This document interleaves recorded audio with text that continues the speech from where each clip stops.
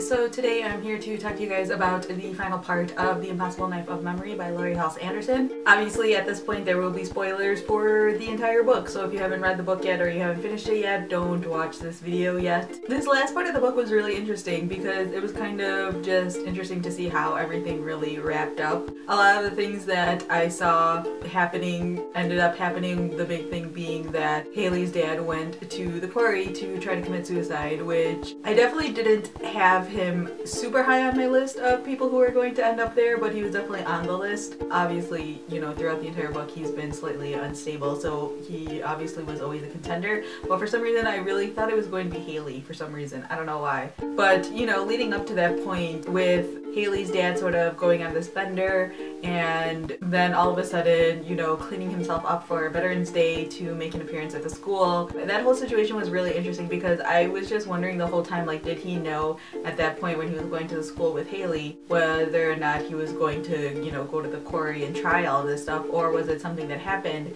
during the school day that caused him to end up in that situation? Obviously that's something that isn't really discussed in the book, but it's just one of those things that I kind of am left pondering after the book is over. It's not necessarily one of those things that takes away from it, but if anything it adds a little bit more to it. The entire scene at the quarry was really, you know, sort of heartbreaking to see Haley pleading with her dad to stop him from doing this and him feeling so defeated and just wants to give up completely and just wants her to leave him to this. The fact that Haley's dad thought that this was the best option for her, you know, is just so sad to think that he feels like he doesn't bring anything to the table and then Haley convincing him otherwise. I definitely did not see the whole situation of Haley getting hurt happening in this situation, but I guess it made Haley's dad realize kind of like how he's needed in this picture. And then of course the positive side to all of this is that it looks like Haley's dad will be cleaning himself up and trying a little bit harder to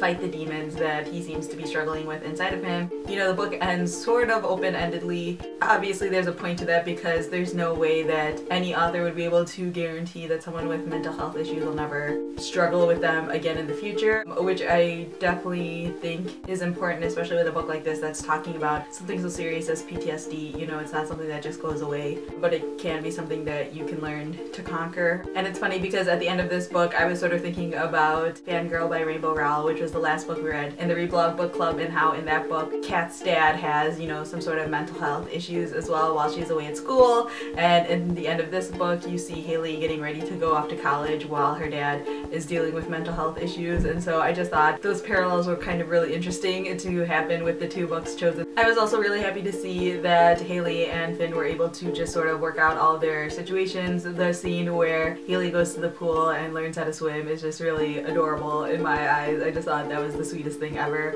and it's nice that they sort of get a happily ever after in this book. One thing that I was not expecting is the fact that I finished this book not really liking Gracie so much. I understand, you know, she's Haley's friend and all of this stuff, but a lot of the times when they're in scenes together I just kept thinking about how they're not really good friends to each other. Like, I think it's because they're teens and they're so absorbed in their own problems and situations that they're not really paying attention to their friends. But a lot of times when they're sort of venting to each other or having conversations, it just seems like they are only really talking about themselves and not really listening to what the other person is saying, which is just one of my biggest pet peeves. I really ended up not liking Gracie so much, and I mean it's also Haley too, she does it too, but I think because Haley's the protagonist I don't mind it as much from her. But I mean, I know they're good friends, but they don't act like good friends to each other. In the end, I gave this book a 4 out of 5 stars on Goodreads. I loved it. It was great. This is definitely one of those really important books that like needs to be taught in schools, kind of like how Speak is being talked about in schools. So yeah, those are my thoughts on The Impossible Knife of Memory. If you read this book, feel free to leave your comments down below. Let me know what you guys thought of it. And as usual, you can always check out the Reblog Book Club Tumblr to see what other people are talking about, and feel free to submit your own posts of any kind. So yeah, that's all I have for now. Thanks for watching.